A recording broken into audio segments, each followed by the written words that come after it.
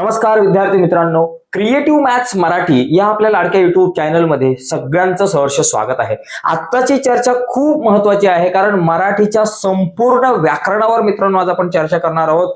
व्याकरणावरची ही अर्धा तासाची व्हिडिओ जर तुम्ही बघितली तर तुम्हाला व्याकरणाचा दुसरा कुठलाच अभ्यास करायची अजिबात गरज नाहीये मित्रांनो।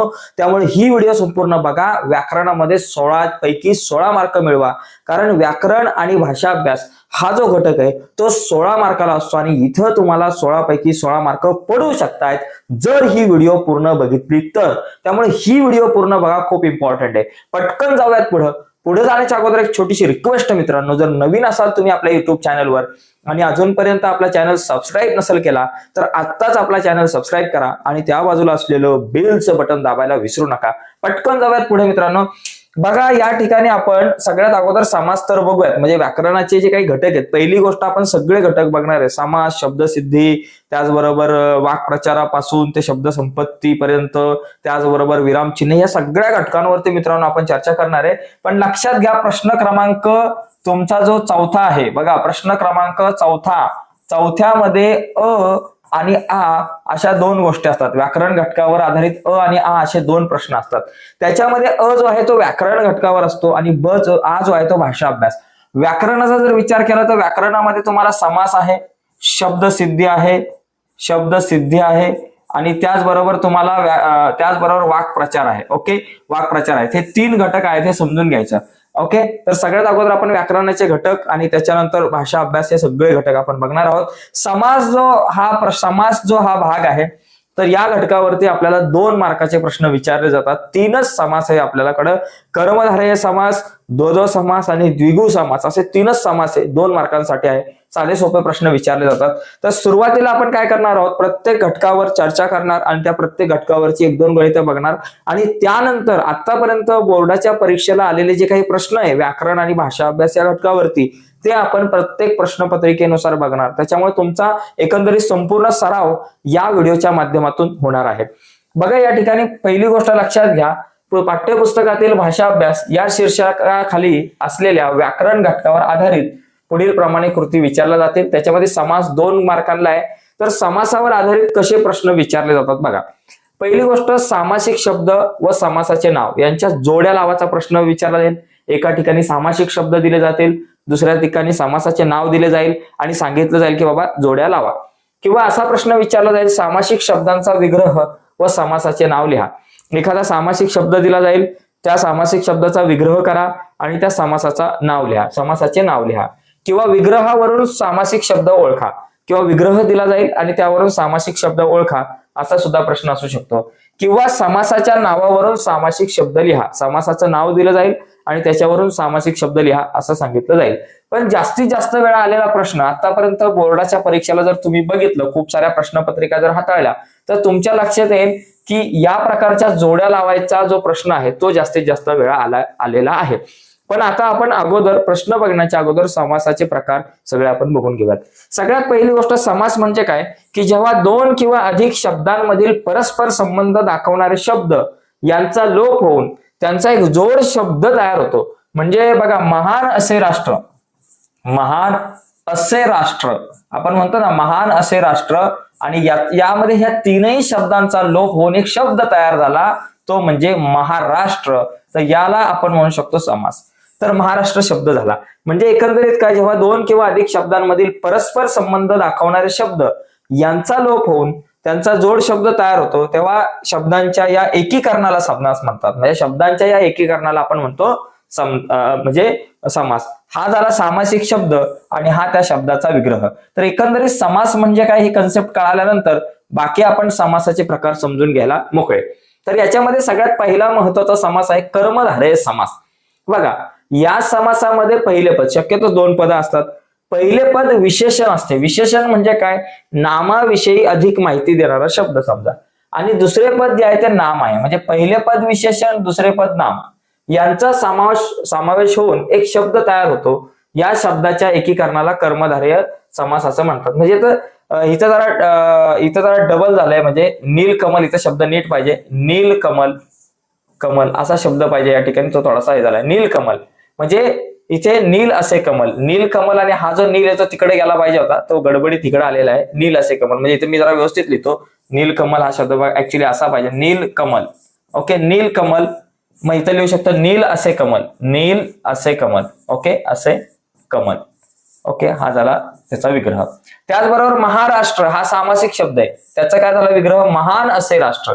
आणि नरसिंह, सिंहासारखा नर, अशा प्रकारे आपण म्हणू शकतो की म्हणजे अशा प्रकारचा जो काही समास आहे, म्हणजे याच्यामध्ये पुरुषोत्तम हा जो शब्द झाला, म्हणजे या प्रकारच्या समासाला आपण म्हणतो कर्मधारय समास. म्हणजे जिथं पहिलं पद तुमचं विशेषण, म्हणजे कमल आहे, कमल कसे आहे, नील आहे, नील असे कमल, म्हणजे त्या कमळाविषयी अधिक माहिती दिलेला शब्द जो आहे तो नील आहे. म्हणजे नील कमल कसे आहे तर नील आहे, तर नील असे कमळ आपण म्हणतो. आणि अशा प्रकारचा जो समास आहे त्याला आपण कर्मधारय समास म्हणतो. दुसरा जो समास आहे तो सगळ्यात महत्वाचा आहे, दुसरा एकदम सोपा आहे. त्याच्यामध्ये काय असतं, या समासामध्ये दोन्ही पदांना समान महत्व असतं. म्हणजे जिथं तुम्हाला असं दिसेल की बाबा दोन्ही पदांना समान महत्व आहे, तर त्याला आपण म्हणू शकतो द्वंद्व समास. आणि जेव्हा समान प्राधान्य असलेले दोन शब्द एकत्र येऊन नवीन जोड शब्द तयार होतो, तेव्हा त्या समासाला द्वंद्व समास म्हणतात. पण लक्षात घ्यायचंय, व्याख्या समजून घेण्यापेक्षा या समासामध्ये दोन्ही पदांना सारखं महत्व असतं. तर त्याच्यावरून 3 आहे इतरेतर द्वंद्व समास. आता इथं जर म्हटलं आई वडील दोघांना सारखं महत्व आहे, पण आई वडील, आई आणि वडील, म्हणजे आई वडील या दोन शब्दांना जोडताना ज्यावेळेस आपण त्याचा विग्रह करतो त्यावेळेस आपण आई आणि वडील असं म्हणतो, आई किंवा वडील नाही म्हणत. आई आणि वडील यांना पर्यायच नाही, आई आणि वडील सोबतच आहेत. त्यामुळे इथं आई आणि वडील ज्यावेळेस सामासिक शब्दाचा विग्रह होताना त्या दोन शब्दांना ज्यावेळेस आपण जोडतो त्यावेळेस ते आणि मध्ये घेतो. ओके, तेव्हा आपण म्हणू शकतो की हा जो समास आहे तो इतरेतर द्वंद्व आहे. राम लक्ष्मण, राम आणि लक्ष्मण दोघे सोबत आहेत, राम किंवा लक्ष्मण नाही. वनवासामध्ये राम किंवा लक्ष्मण गेला असं नाही, राम आणि लक्ष्मण दोन्ही गेले. त्यामुळे राम आणि लक्ष्मण येईल. ज्यावेळेस इथं दोन शब्दाला जोडण्यासाठी आपण आणीचा वापर करतो, विग्रह करण्यासाठी आणीचा वापर करू शकतो किंवा वचा वापर करतो, त्यावेळेस इतरेतर द्वंद्व समास होतो. समाहार म्हणजे काय, ज्यावेळेस बघा समाहारच्या अगोदर वैकल्पिक म्हणजे इथं विकल्प झाला, म्हणजे किंवा आला, खरे खोटे. म्हणजे एखादी गोष्ट जी आहे ती खरी असू शकते किंवा खोटी असू शकते, एकाच वेळेस दोन नसणार आहे, ती एकतर खरी असणार किंवा खोटी असणार. म्हणून हा जो समास आहे हा तुमचा समास होतो द्वंद्व समास आहे. खरे आणि खोटे दोघांना महत्व आहे, द्वंद्व समास आहे. पण कुठला आहे, वैकल्पिक, कारण इथं विग्रह होताना किंवा मध्ये येतो, म्हणून इथं काय होणार तुमचा वैकल्पिक द्वंद्व समास. आणि बरे वाईट, एखादी गोष्ट बरी असेल किंवा वाईट असेल, बरे किंवा वाईट, म्हणजे बरे किंवा वाईट आपण असं म्हणतो. दोन शब्द जे आहे तिथं विग्रह होताना किंवा मध्ये येतो, त्यावेळेस आपण म्हणू शकतो की वैकल्पिक. आणि समाहार द्वंद्व सोपा आहे, म्हणजे काय, गप्पा गोष्टी म्हणजे गप्पा गोष्टी वगैरे, मीठ भाकर म्हणजे मीठ भाकर वगैरे, पालापाचोळा म्हणजे पालापाचोळा वगैरे, अशा प्रकारे असेल तर या ठिकाणी तुमचा समाहार द्वंद्व. म्हणजे 3 द्वंद्व आहेत. इतरेतर द्वंद्व म्हणजे काय बाबा, आई वडील, आई आणि वडील, म्हणजे विग्रह होताना आणि येतो किंवा व येतो. आणि वैकल्पिक द्वंद्व मध्ये विग्रह होताना किंवा येईल अथवा येईल, अशा प्रकारचे शब्द येतील. आणि समाहार म्हणजे सोपं आहे, गप्पा गोष्टी म्हणजे गप्पा गोष्टी वगैरे, मीठ भाकर म्हणजे मीठ भाकर वगैरे असं. ठीक आहे, लक्षात आलं असेल. आणि त्याच्यानंतर मग पुढचा मुद्दा आहे द्विगु समास. द्विगु समास ओळखणं हे सगळ्यात सोपं आहे. याच्यामध्ये कसं असतं, द्विगु म्हणजे या समासामध्ये पहिले पद संख्या विशेषण येतं. जिथं संख्या विशेषण येईल तिथं द्विगु समास. म्हणजे कसं, नवरात्री, इथं नवरात्री म्हणजे नवरात्रीचा समूह, हा जो 9 आहे तो पलीकडे गेला पाहिजे. बघा इथं नवरात्री, नवरात्र म्हणजे 9 रात्रींचा समूह असं पाहिजे. ओके, इथं थोडंसं प्रिंटिंग मिस्टेक आहे, रात्रीचा समूह. ओके, त्याच्यानंतर चौकोन म्हणजे 4 कोणांचा समूह, पंचकोन म्हणजे 5 कोणांचा समूह, त्रिकोण म्हणजे 3 कोणांचा समूह, पंचारती 5 आरत्यांचा समूह. अशा प्रकारे जर आलं तर या ठिकाणी आपण म्हणू शकतो की द्विगु समास ओळखणं हे खूप सोपं आहे. म्हणजे अशा प्रकारे आपण 3 समास हे बघितले. आता यावर आधारित साधारणतः प्रश्न कसे येतात तर बघा, हा प्रश्न आहे, पुढील सामासिक शब्दावरून समास ओळखा. आता तुम्ही मला सांगा, दस दिशा, 10 आला म्हणजे 10 दिशांचा समूह, 10 दिशांचा समूह म्हणजे तो कुठला समूह आला तुमचा, आला द्विगु समास आला तुमचा. हा झाला तुमचा द्विगु समास, हा झाला तुमचा द्विगु समास झाला. कारण या ठिकाणी काय आलं, पहिले पद जे आहे ते तुमचं संख्या विशेषण आलं, पहिलं पद संख्या विशेषण आलं तर तिथं द्विगु समास होणार आहे. मातृभूमी, मातृ हीच भूमी, बरोबर ना, भूमी म्हणजे भूमी हीच माता आपण म्हणू शकतो. सॉरी, भूमी हीच माता. म्हणजे इथं भूमीला काय म्हटलं गेलेलं आहे, माता म्हटलं गेलेलं आहे. म्हणजे हा काय झाला, पहिलं पद इथं विशेषण झालं, म्हणजे हा झाला तुमचा कर्मधारय समास. आता इथं 10-12, आता तुम्ही म्हणाल की बाबा सर 10-12 म्हणजे हा द्विगु समास आला का? द्विगु समास म्हणजे काय, पहिले पद संख्या विशेषण, पण दुसरं पद असेल का संख्या विशेषण नाही. मग इथं 10-12 इथं दोन्ही पद जी आहे ती संख्या आहे, म्हणजे 10-12 हा द्विगु समास होणार नाही. जिथं पहिलं पद संख्या आले पण ते संख्या विशेषण आहे का नाहीये, म्हणजे इथं 10 किंवा 12 येईल. मग 10 किंवा 12 म्हणजे हा कुठला झाला, दो समास. आणि किंवा म्हणजे माझ्या खिशात पैसे असेल 10 किंवा 12 रुपये असतील, 10-12 एका टायमाला नाही, तर 10 रुपये असतील किंवा 12 रुपये असतील, म्हणजे हा तुमचा झाला वैकल्पिक दो समास झाला. ओके, लक्षात घ्या, वैकल्पिक दो. आणि भीमा अर्जुन म्हणजे भीम आणि अर्जुन. भीम आणि अर्जुन म्हणजे हा सुद्धा दो झाला, पण कुठला दो झाला, इतरेतर दो, कारण भीम आणि अर्जुन असणार आहे. तर विग्रह होताना भीम आणि अर्जुन होईल, म्हणजे हा तुमचा झाला वैकल्पिक दो. वैकल्पिक दो. ओके, वैकल्पिक दो समास झाला तुमचा. ओके, आणि हा तो झाला तुमचा समाहार दो. हा जो तुमचा झाला हा वैकल्पिक दो. आपल्याकडे 3 प्रकारचे मी तुम्हाला समास म्हटलं, म्हणजे एक तर तुमच्याकडे इतरेतर दो, वैकल्पिक दो आणि समाहार दो. तर हा वैकल्पिक आणि हा इतरेतर दो समास. ठीक आहे, तर अशा प्रकारे आपल्याला हे समास ओळखता आले पाहिजे. तर एकदम सोपा विषय, 2 मार्क आपल्या हातातले आहेत. पुढचा महत्वाचा मुद्दा बघा या ठिकाणी शब्दसिद्धी. आता समासावरचे अजून सुद्धा मी भरपूर सारे प्रश्न बघणार आहे, त्याच्यामुळे काळजी करायची नाही. भरपूर सारे प्रश्न आपण शेवटी बघणार आहोत जे बोर्डाच्या परीक्षेला आलेत. आता फक्त सुरुवातीच्या या टप्प्यामध्ये सगळ्या संकल्पना समजून घेऊयात, म्हणजे कुठल्याही प्रकारचा जर प्रश्न आला तर तुम्हाला उत्तर देता आलं पाहिजे. शब्दसिद्धी म्हणजे काय बाबा, या ठिकाणी लक्षात घ्या, हा 2 मार्कांचा प्रश्न इथे विचारला जातो. म्हणजे शब्दसिद्धी म्हणजे काय, प्रत्यय लावून शब्द तयार होतात, तयार करा. उपसर्ग लावून शब्द तयार करा, अशा प्रकारचे प्रश्न येऊ शकतात. किंवा दिलेल्या उदाहरणातून अभ्यस्त शब्द लिहा, किंवा एखादा तक्ता दिला जाईल, अशा प्रकारचे शब्द असतात. पहिली गोष्ट शब्दसिद्धी म्हणजे काय समजून घेऊ, पण इथे शक्यतो इथे तक्ता येतो, म्हणजे प्रश्न विचारायचा असताना एक तक्ता येतो आणि वरती 4 शब्द दिले जातात. आणि त्या तक्त्यामध्ये बाबा कुठल्या प्रकारचा शब्द आहे, प्रत्यय घटित शब्द आहे, अभ्यस्त शब्द आहे का बाबा उपसर्ग घटित, ते ओळखायचे. तर भाषेमधला शब्द तसा कसा तयार होतो त्याला शब्दसिद्धी म्हणतात. म्हणजे भाषेमधला शब्द कसा तयार होतो. आता समजा माझ्याकडे एक विचार हा शब्द आहे, विचार. आता विचार हा शब्द आहे, तर विचारपासून सुविचार, विचाराच्या अगोदर एक उपसर्ग लागला आणि शब्द काय तयार झाला, सुविचार. ओके, आता समजा माझ्याकडे एक दुकान हा शब्द आहे, दुकान. दुकान हा एक शब्द आहे आणि त्याच्या पुढे दुकानानंतर एक प्रत्यय लागला, दार. दुकानाच्या पुढे प्रत्यय लागला, दुकानदार, म्हणजे दुकानदार हा प्रत्यय घटित शब्द तयार झाला. म्हणजे सुविचार आहे, त्याच्या विचार आहे, त्याच्या अगोदर सु लागला, आणि दुकान आहे त्याच्यानंतर दार लागला, म्हणजे इथं हा उपसर्ग आधी लागला म्हणजे उपसर्ग, नंतर शब्द लागला म्हणजे त्याला आपण म्हणतो प्रत्यय, म्हणजे हा उपसर्ग घटित शब्द आणि खालचा प्रत्यय घटित शब्द. आता एकंदरीत या सगळ्या गोष्टी आपण नीट व्यवस्थित समजून घेऊयात. बघा या ठिकाणी जर आपण बघितलं तर इथं उपसर्ग घटित शब्द म्हणजे काय बाबा, मूळ शब्दाच्या आधी एक किंवा अधिक अक्षरे लागून जे शब्द तयार होतात त्याला उपसर्ग घटित शब्द. म्हणजे सु आहे अधिक विचार, सुविचार, हा उपसर्ग घटित शब्द. गैर अधिक समज, गैरसमज, हा उपसर्ग घटित शब्द. यथा अधिक शक्ती, यथाशक्ती, हा उपसर्ग घटित शब्द.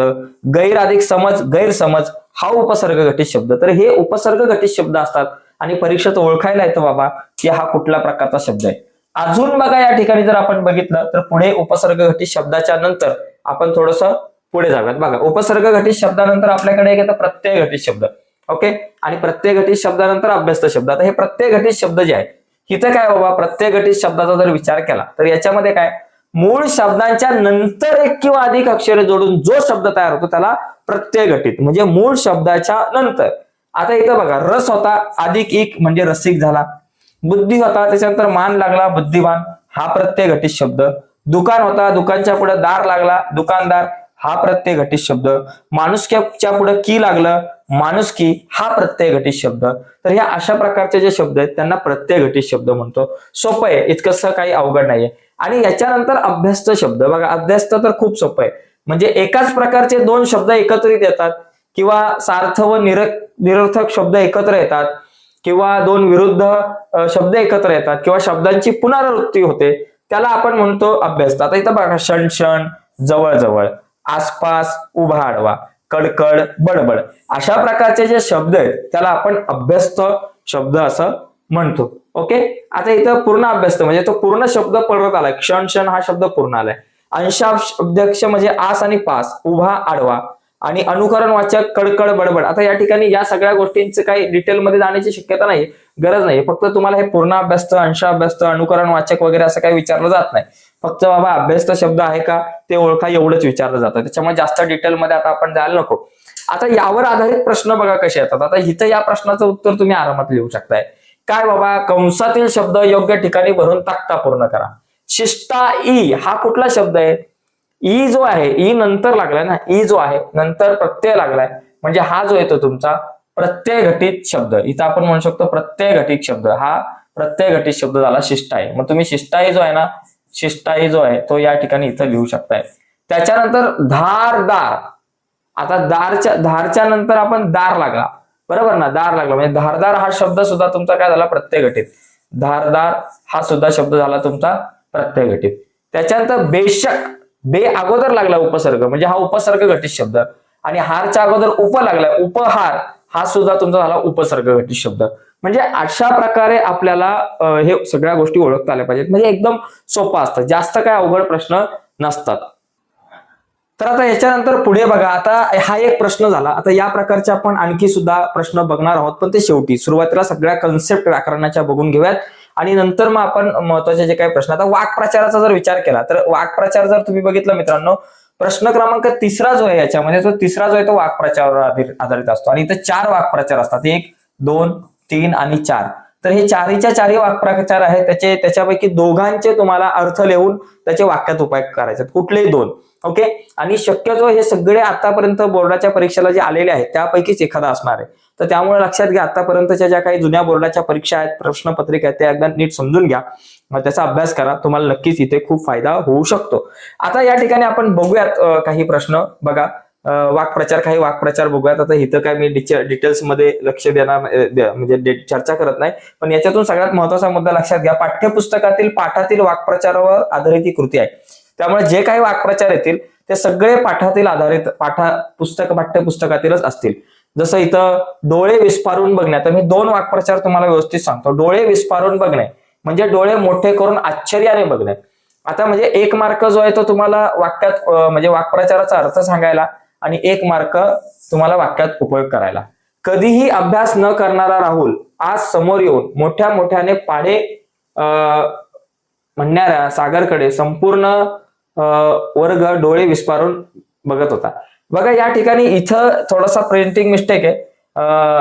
फक्त इथंच एवढा भाग जो आहे तो कट करा आणि एवढंच लिहा. समोर येऊन मोठ्या मोठ्याने पाढे म्हणणाऱ्या सागरकडे संपूर्ण वर्ग डोळे विस्फारून बघत होता, एवढं लिहिलं तरी चालेल. हे जरा थोडंसं बाय मिस्टेक आलं चुकून. तगादा लावणे म्हणजे पुन्हा पुन्हा विचारणे, म्हणजे परत परत विचारणे, याला 1 मार्क. आणि वाक्यात उपयोग करताना परीक्षेत पहिल्या क्रमांकाने पास झाल्यावर नवीन सायकल घेण्यासाठी सायलीने आईकडे तगादा लावला. ओके, तगादा लावला. आता या ठिकाणी लक्षात घ्या, तगादा लावला आणि डोळे विस्फारून बघणे. ज्यावेळेस तुम्ही वाक्यात उपयोग कराल त्यावेळेस या वाक्प्रचाराचाच वाक्यामध्ये उपयोग करायचा आहे, त्याच्या अर्थाचा वाक्यामध्ये उपयोग करायचा नाही. ही गोष्ट लक्षात घ्या. चुकून अर्थाचा उपयोग केला तर गडबड होऊ शकते. आता काही महत्वाचे वाक्प्रचार तुम्हाला इथे स्क्रीनवरती दिसतील. तर हे जे आहे हे तुम्ही नंतर या स्क्रीन शॉट मारून तुम्ही लिहू शकताय. माशा मारणे, खस्ता खाणे, डंका वाजवणे. तर खस्ता खाणे आतापर्यंत आलाय बऱ्याचदा. त्याचबरोबर डोळे विस्फारून बघणे हा सुद्धा खूप वेळा आलाय. तुळशी पात्र ठेवणे, गहीवरून येणे, त्याचबरोबर तावडीत सापडणे, झोपमोड होणे, चेंदामेंदा करणे, कित्ता गिरवणे, तोंडसुख घेणे, कसब दाखवणे हा 2-3 वेळा आलेला आहे बोर्डाच्या परीक्षेला. त्याच्यानंतर हातात हात असणे, गुडघे टेकवणे, कणपटीला बसणे, या अशा प्रकारचे काही वाक्प्रचार आहेत. आणि या व्यतिरिक्त सुद्धा बरेचसे वाक्प्रचार आहेत, ते आपल्या नोट्समध्ये आहेत. तर त्या नोट्स ज्या आहेत त्या कशा डाउनलोड करायच्या मी तुम्हाला व्हिडिओच्या शेवटी सांगणार आहे. काही PDF नोट्स आपण बनवल्यात, त्यातले जरी तुम्ही केले तरी तुम्हाला मार्क मिळतील. आता शब्द संपत्ती हा घटक महत्वाचा आहे, जो 4 मार्काला आहे बोर्डाच्या परीक्षेमध्ये. आणि याच्यामध्ये साधे असतात. म्हणजे याच्यामध्ये काय काय असतं, 4 मार्क आहेत आणि हे खूप हातातले आहेत बघा. कारण याच्यात समानार्थी शब्द, विरुद्धार्थी शब्द, एक वचन, अनेक वचन लिहा, किंवा शब्द समूहापासून एखादा शब्द तयार करा, शब्दातील अक्षरापासून अर्थपूर्ण शब्द तयार करा. आता हे समानार्थी आणि विरुद्धार्थी शब्द आपल्याला माहिती आहे. आणि वचन ओळखा, वचन बदला, या प्रकारचे प्रश्न येतात.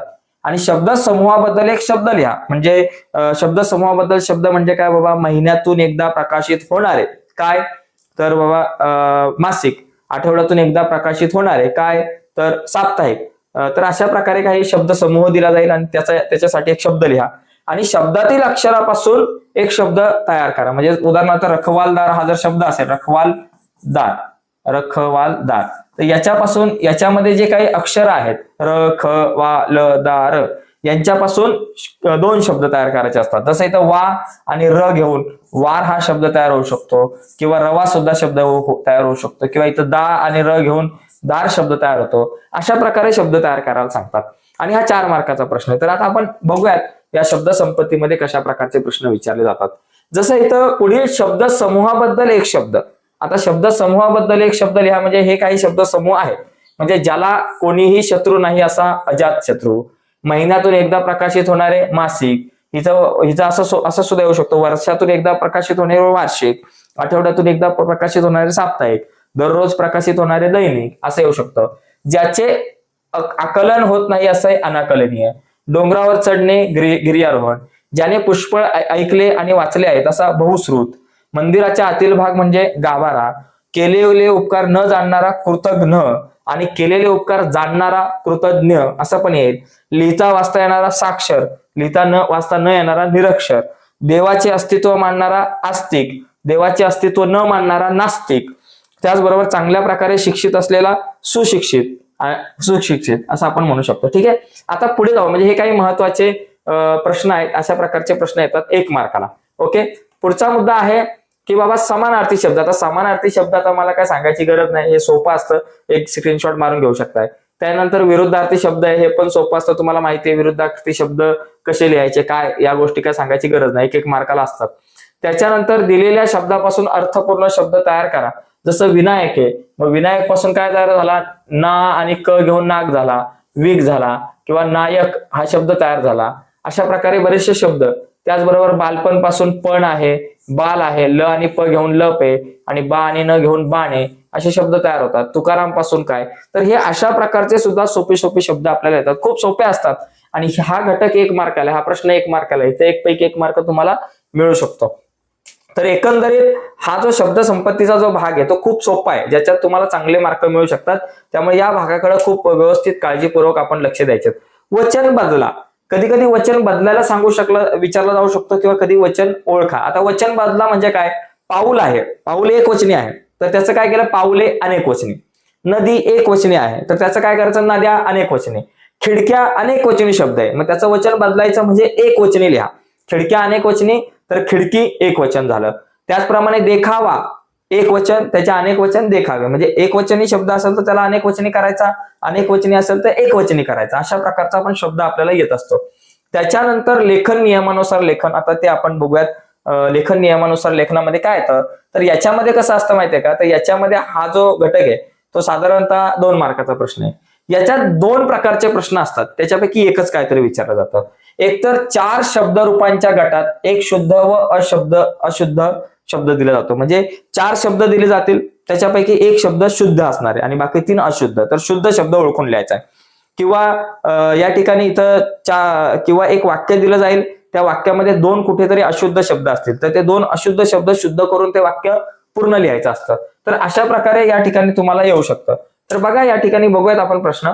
तर बघा अचूक शब्द निवडा. तर इथं अचूक शब्द निवडा का बाबा, आधुनिक आधुनिक आधुनिक आधुनिक. तर आधुनिक हा अचूक शब्द आहे. दीपावलीचा विचार केला तर बाबा ही तुमची दीपावली अचूक शब्द आहे. परीक्षा हा अचूक शब्द आहे. निर्जीवचा विचार केला तर निर्जीव बाबा हे निर्जीव अचूक आहे. हार्दिकचा विचार केला तर बाबा हार्दिक इथं अचूक आहे. पुरस्कारचा विचार केला तर पुरस्कार हा पुरस्कार अचूक आहे. म्हणजे हे अचूक शब्द ओळखून तुम्हाला लिहायचे आहेत. इथं तुम्हाला 6 दिले जातील आणि 6 पैकी कुठलेही 4 लिहायचे. 4 कुठलेही 4 लिहिले तर 2 मार्क तुम्हाला मिळणार. ओके, एवढं लक्षात घ्या. त्याच्यानंतर पुढचा मुद्दा आहे आपल्याला की बघा, किंवा असा प्रश्न विचारला जाईल. म्हणजे कधी कधी तो विचारला जाऊ शकतो किंवा हा प्रश्न विचारला जाऊ शकतो की बाबा पुढील वाक्य लेखन नियमानुसार लिहा. म्हणजे या वाक्यामध्ये 2 कुठले तरी शब्द जे आहेत ते चुकीचे असतील, अशुद्ध असतील, तर त्याला शुद्ध करून लिहायचं. म्हणजे इथे बघा, पावसाळ्यात दिशा, दिशा हा शब्द असा आपण नाही लिहित, तर दिशा जो आहे तो आपला असा आपण लिहितो. दिशा धुसर झालेल्या असतात. आता धुसर पण आपण काय करतो, धुसर आपण असं लिहितो, धुसर. ओके, तर हे दोन शब्द जे आहेत ते आपण काय केलं, या ठिकाणी परत लिहिले, फक्त त्याच्या खाली एक रेष मारा, पूर्ण वाक्य लिहायचं आणि खाली बाबा अंडरलाईन करायची की जे दोन शब्द तुम्ही अचूक लिहिले. तर अशाच प्रकारचे हे प्रश्न आहेत सगळे, तर हे तुम्ही नंतर बघू शकता. ठीक आहे, तर एकंदरीत हे प्रश्न जे आहेत ते खूप सोपे असतात. आणि इथं काय असतं माहितीये का, इथे तुम्हाला 4 पैकी 2 वाक्य जे आहेत, त्या 2 वाक्य जे आहेत ती व्यवस्थित शुद्ध करून लिहायचे असतात. ठीक आहे, हा एक प्रश्न आहे. त्याच्यानंतर विरामचिन्हे हा घटक खूप महत्वाचा आहे मित्रांनो. तुम्हाला विरामचिन्हे ओळखा येऊ शकतं किंवा 2 विरामचिन्हे दिली जातील, त्या विरामचिन्हांची नावे लिहा किंवा एखाद्या वाक्यामध्ये विरामचिन्हे तुम्ही ऍड करा, अशा प्रकारचा प्रश्न असू शकतो. तर या मुद्द्यासाठी तुम्हाला ही सगळी विरामचिन्ह समजून घ्या. यापैकीच एखादा विराम, 2 विरामचिन्ह तुम्हाला येऊ शकतात. हा पूर्ण विराम, अर्धविराम, स्वल्प विराम, अपूर्ण विराम, प्रश्नचिन्ह, उद्गार चिन्ह, अवतरण चिन्ह, अपसरण चिन्ह, संयोग चिन्ह, ही सगळी चिन्ह नीट समजून घ्या. कारण या सगळ्या चिन्हांचाच विचार या ठिकाणी आपल्याकडे आपल्या याच्यात केला जातो. ठीक आहे, तर याच्यापैकी कुठली 2 चिन्ह दिली जातील आणि त्याची नावं लिहा किंवा चिन्हांच्या संदर्भात इकडे चिन्हांची नावं असतील आणि इकडे विराम चिन्ह असतील, ते जोडवा, अशा प्रकारचा सुद्धा प्रश्न असू शकतो. म्हणजे एकंदरीत बघा, इथे चिन्हांसमोर नावे लिहा. आता हे कुठलं चिन्ह आहे, एकेरी अवतरण चिन्ह. हे कुठलं चिन्ह आहे बाबा, तुमचं संयोग चिन्ह. हा काय बाबा, स्वल्प विराम. आणि हे काय, प्रश्न चिन्ह आहे. तर ते त्या ठिकाणी आपण लिहिलेलं आहे. ते एकदम सोपे अशा प्रश्न असतात, तर तिथं लिहायचं फक्त चिन्हांसमोर ती नावे लिहायची. त्याच्यानंतर पुढे बघा, या प्रकारचा प्रश्न असू शकतो की विरामचिन्हे ओळखून लिहा. आता याच्यामध्ये या संपूर्ण वाक्यात कुठली विरामचिन्हे वापरलेत, तर इथे बघा, हा पहिला एक स्वल्प विराम वापरलाय, इथं हे तुमचं दुहेरी अवतरण चिन्ह वापरलंय आणि इथं तुमचा पूर्ण विराम वापरलाय. मग ते सगळे लिहायचे की एका वाक्यामध्ये बाबा जी विरामचिन्ह दिलेली आहेत ती लिहायची. इथं जर बघितलं तर बाबा आता कसं बोललात ते म्हणाले, तर इथे बघा एक दुहेरी अवतरण चिन्ह आहे, इथे एक प्रश्न चिन्ह आहे आणि हा पूर्ण विराम आहे. तर अशा प्रकारे या ठिकाणी तुम्ही या सगळ्या गोष्टी लिहू शकतात. म्हणजे असा जरी प्रश्न आला की बाबा एक वाक्य दिलं जाईल आणि त्याच्यातले विरामचिन्ह लिहा, तर ते तुम्ही लिहू शकताय. त्याच्यानंतर प्रश्न क्रमांक 3 मध्ये असा सुद्धा प्रश्न येऊ शकतो की पुढील वाक्यात योग्य विरामचिन्हे घालून वाक्य पूर्ण करा, की बाबा वाक्यामध्ये योग्य विरामचिन्ह घालून ते पूर्ण करा. जसं की इथं ओहो किती सुंदर दृश्य आहे ते. आता ओहो म्हणजे इथं तुम्हाला या ठिकाणी हे उद्गारवाचक चिन्ह देणं गरजेचं आहे. इथे एक उद्गारवाचक चिन्ह दिलं की झालं. तो म्हणाला तुला काही कळलं की नाही. आता तुला काही कळलं की नाही हा प्रश्न आहे. तो म्हणाला, आता तो म्हणाल्यानंतर इथं कॉमा, तो जे काही म्हणाला आहे त्याला कधी सुद्धा आपण दुहेरी अवतरण चिन्हामध्ये द्यायचं. आणि जे काय म्हणालेलं आहे तो प्रश्न आहे का विधान आहे, ते विधान आहे ते आपल्याला लिहायचं. आता हा प्रश्न आहे म्हणजे प्रश्न चिन्ह आणि झालं. तर अशा प्रकारे तुम्हाला प्रश्न येऊ शकतो की योग्य विरामचिन्हे घालून एखादं वाक्य पूर्ण लिहा. तर हा सुद्धा प्रश्न आहे, याची पण तयारी करायची. आणि शेवटचा प्रश्न असतो याच्यामध्ये पारिभाषिक शब्द 1 मार्काला, म्हणजे इंग्रजी शब्द दिले जातील, त्या इंग्रजी शब्दांचे मराठीत अर्थ आपल्याला लिहायला सांगितले जाऊ शकतात. ओके, तर या ठिकाणी बघा हे काही इंग्रजी शब्द आहेत आणि त्यांचे मराठी अर्थ आहेत, तर ती काही उदाहरणं जी आहेत ती तुम्ही समजून घेऊ शकताय. आता आपण काय करूयात बघा, आता आपण काय केलं की सगळे इम्पॉर्टंट घटक बघितले, सगळ्या महत्वाचे घटक, म्हणजे जे घटक तुम्हाला मराठी व्याकरणावर विचारले जातात ते सगळे घटक आपण बघितले. आता आपण बोर्डाच्या काही प्रश्नपत्रिकांमध्ये आलेले जे काही प्रश्न आहेत ते आपण बघूयात. म्हणजे आता ही जी प्रश्नपत्रिका आहे 2023 ची, 2023च्या पत्रिकेमध्ये व्याकरणावर आणि भाषा अभ्यास या प्रश्न क्रमांक 4 अ आणि आ मध्ये जे काही प्रश्न आले होते तेवढे सगळे प्रश्न या ठिकाणी आता आपण बघण्याचा प्रयत्न करणार आहोत. म्हणजे जेणेकरून बोर्डाच्या परीक्षेची तयारी तुमची होईल आणि बोर्डाच्या परीक्षेला कसे प्रश्न विचारले जातात ते सुद्धा तुमच्या लक्षात येईल. तर बघा या ठिकाणी आपल्याकडं हा जो पहिला प्रश्न आहे बघा, मी तुम्हाला म्हटलं पहिला जो प्रश्न आहे प्रश्न क्रमांक 4 अ, व्याकरणावर आधारित कृती, मार्च 2023 ची ही प्रश्नपत्रिका तुमच्या समोर आहे. तर याच्यामध्ये समास या घटकावर काय प्रश्न विचारलाय 2 मार्कांसाठी की योग्य जोड्या जुळवा. हिचं सामासिक शब्द आहे, समासाचे नाव आहे, आपण मगाशी बघितलं. भाजीपाला, तर भाजीपाला म्हणजे काय बाबा, याचा विग्रह कसा होतो, भाजीपाला वगैरे, म्हणजे हा कुठला समास झाला, दोदो समास. तर दोदो समास मध्ये पण कुठला दोदो समास झाला, तर हा झाला तुमचा समाहार दोदो समास. झालं समाहार दोदो समास. आलं. कमल नयन, कमळासारखे नयन, पहिले जे पद या ठिकाणी आहे ते काय बाबा, तुमचं पहिले जे पद आहे विशेषण आहे, विशेषण, म्हणून या ठिकाणी हा काय झाला, कर्मधारय समास. द्विगु समास केव्हा होतो, मगाशी आपण बघितलं, द्विगु समास केव्हा होतो, ज्यावेळेस पहिलं पद संख्या विशेषण असेल तेव्हा द्विगु समास होतो आणि इथं कुठंच पहिलं पद संख्या विशेषण नाही. तर अशा प्रकारे हे प्रश्न आपल्याला विचारले जातात. खूप सोपे प्रश्न असतात. बघा इथं तुम्हाला 2 पैकी 2 मार्क तुमचे मिळाले, कुठंच जाणार नाही तुमचे 2 मार्क. पुढे आपण या ठिकाणी बघूयात पुढचा मुद्दा. बघा पुढचा प्रश्न जर आपण बघितला तर शब्दसिद्धी. शब्दसिद्धी हा जो घटक आहे, तुम्ही मगाशी आपण बघितला, खालील तक्ता पूर्ण करा. प्रत्यय घटित शब्द, उपसर्ग घटित शब्द आणि अभ्यस्त शब्द. तर मला सांगा, भर दिवसा हा जो दिवस हा शब्द आहे त्याच्या अगोदर भर लागलाय, म्हणजे अगोदर काय लागतो, उपसर्ग लागलेला आहे. म्हणजे हा शब्द कुठला झाला, उपसर्ग घटित शब्द. मग इथं आपण लिहू शकतो भर दिवसा. भर दिवसा हा जो शब्द आहे हा झाला तुमचा उपसर्ग घटित शब्द. झालं. त्याच्यानंतर लाल लाल, लाल लाल हा काय झाला, अभ्यस्त शब्द. लाल लाल, लाल लाल हा झाला तुमचा अभ्यस्त शब्द. दुकानदार, दुकानच्या नंतर दार हा प्रत्यय लागलाय, म्हणजे दुकानदार काय झाला तुमचा प्रत्यय घटित शब्द. दुकानदार, दुकानदार. अशा प्रकारे 7 तक्ता लिहायचा आहे आणि व्यवस्थित भरायचा आहे. त्याच्यानंतर खटपट हा झाला तुमचा अभ्यस्त शब्द. खटपट. झालं. तर एकंदरीत अशा प्रकारे हा जो प्रश्न आहे याच्यामध्ये सुद्धा तुम्हाला 2 मार्क फिक्स झाले. काय अवघड आहे याच्यामध्ये, इथे सुद्धा 2 मार्क फिक्स झाले. ज्या विद्यार्थ्यांनी या अगोदरची जी आपली चर्चा झालेली आहे ती व्यवस्थित बघितली असेल त्याला इथं 2 पैकी 2 मार्क मिळू शकतात. तर खूप सोपा प्रश्न असतो. त्यानंतर काय बाबा, वाक्प्रचार आपल्याकडे आहे 4 मार्काला. हा प्रश्न खूप सोपा असतो मित्रांनो. बघा, कान देऊन ऐकणे म्हणजे काय, काळजीपूर्वक ऐकणे, लक्षपूर्वक ऐकणे. कान देऊन ऐकणे म्हणजे लक्षपूर्वक ऐकणे. याचा अर्थ काय होतो, लक्षपूर्वक ऐकणे. लक्षपूर्वक ऐकणे. कान देऊन ऐकणे म्हणजे लक्षपूर्वक ऐकणे. लक्षपूर्वक ऐकणे. झालं. आता याचा वाक्यात अर्थ कसा करणार, की बाबा शाळेमध्ये वर्ग शिक्षक किंवा शाळेमध्ये वर्ग शिक्षक बोर्डाच्या परीक्षेसंदर्भात महत्वाचे मार्गदर्शन करत होते आणि हे मार्गदर्शक सर्व विद्यार्थी कान देऊन ऐकत होते. अशा प्रकारे आपण या सगळ्या वाक्यप्रचाराचा अर्थ आपण लिहू शकतो. किंवा सरांचे भाषण आम्ही सर्वजण कान देऊन ऐकत होतो. तिथं लक्षपूर्वक ऐकत होता असं नाही लिहायचं, कान देऊन ऐकत होता असं लिहायचं. कसब दाखवणे. कसब दाखवणे म्हणजे कौशल्य दाखवणे आपण म्हणतो. कौशल्य दाखवणे असं आपल्याला होऊ शकतो. कौशल्य दाखवणे. कौशल्य दाखवणे. बरोबर. सर्कस मधील काम करणारी जे काही कलाकार आहेत ते आपले कसब दाखवत होते, असं आपण तिथं या ठिकाणी म्हणू शकतो. किंवा बघा या ठिकाणी बघा अशा प्रकारे आपण म्हणू शकतो. किंवा आनंद गगनात न मावणे म्हणजे खूप आनंद होणे. खूप आनंद होणे. आनंद होणे. आनंद होणे. परीक्षेमध्ये खूप आनंद होणे. इथं लिहू शकतो परीक्षेमध्ये पहिल्याच क्रमांकाने पास झाल्यावर सचिनचा आनंद गगनात न मावणारा होता. तर असं आपण म्हणू शकतो. तगादा लावणे म्हणजे सारखे सारखे विचारणे. सारखे सारखे विचारणे. सारखे सारखे विचारणे असं आपण इथं. आणि याचा वाक्यामध्ये अर्थ तुम्ही करू शकताय. बाबा सहलीला जाण्यासाठी जुईने आईकडे तगादा लावला. सहलीला जाण्यासाठी रमेशने आईला तगादा लावला.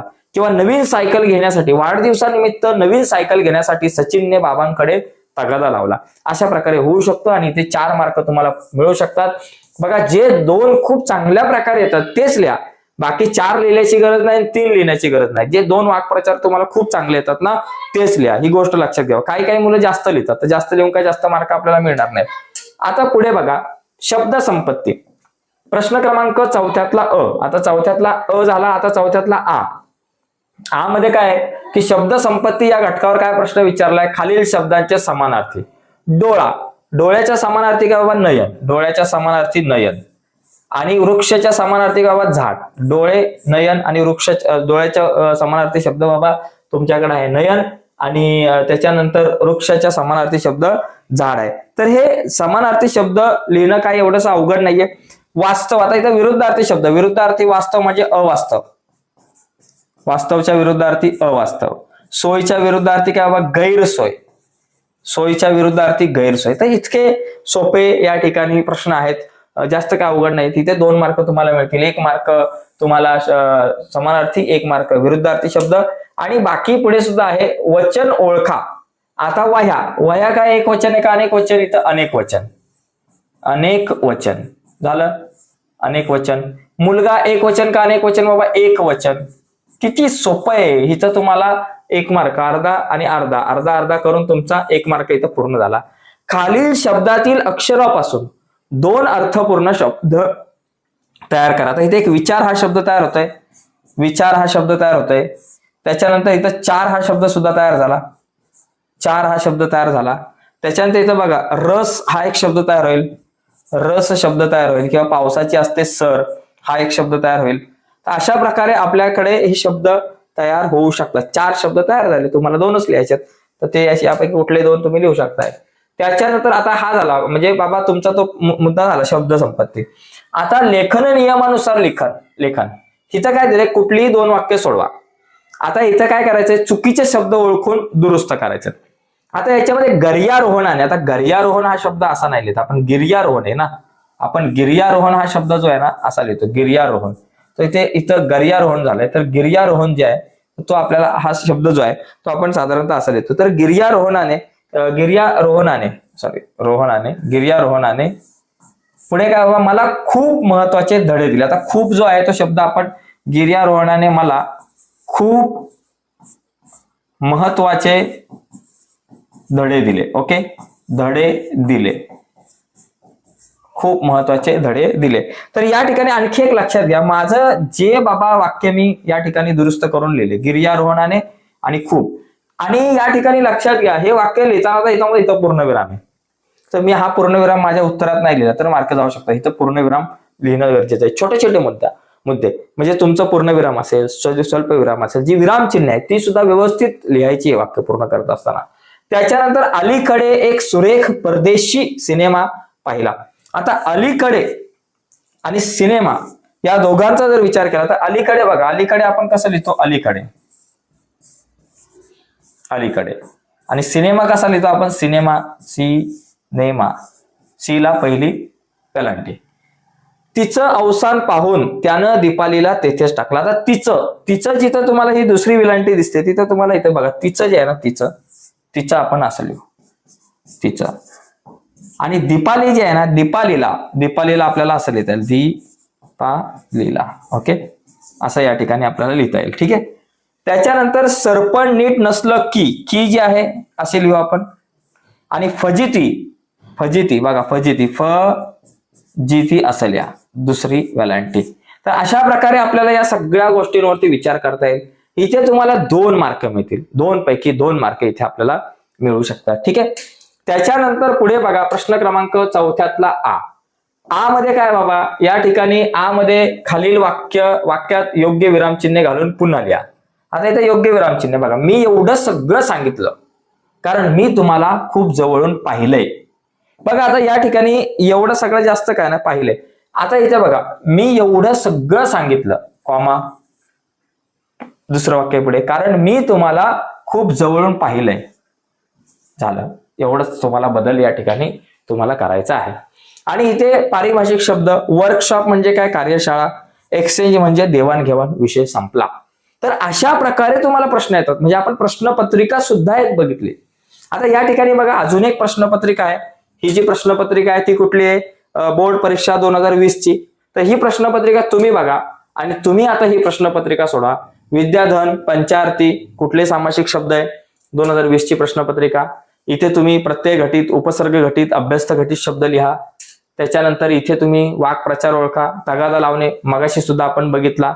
ओके, कान देऊन ऐकणे मगाशीच बघितला आपण. दोन्ही वाक्प्रचार परत आलेले आहेत.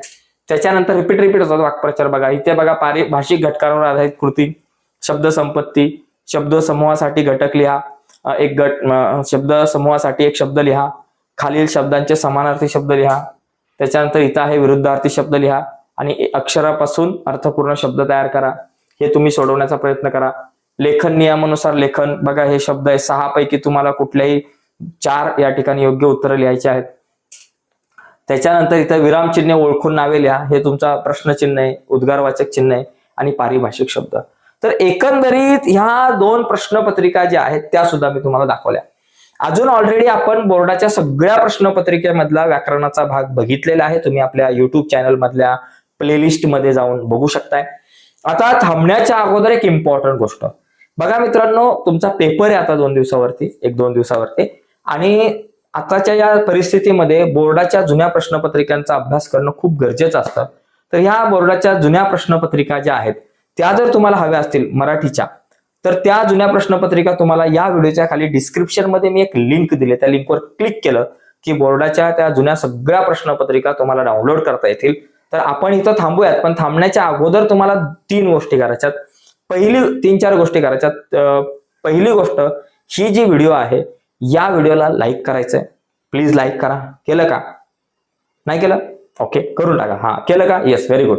दुसरी गोष्ट, नवीन असाल तुम्ही चॅनलवर आणि अजूनपर्यंत चॅनल सबस्क्राईब नाही केला तर आत्ताच चॅनल सबस्क्राईब करून त्या बाजूचं बेलचं बटन दाबा. केलं का subscribe? Yes, okay, very good. Thank you so much, subscribe केला.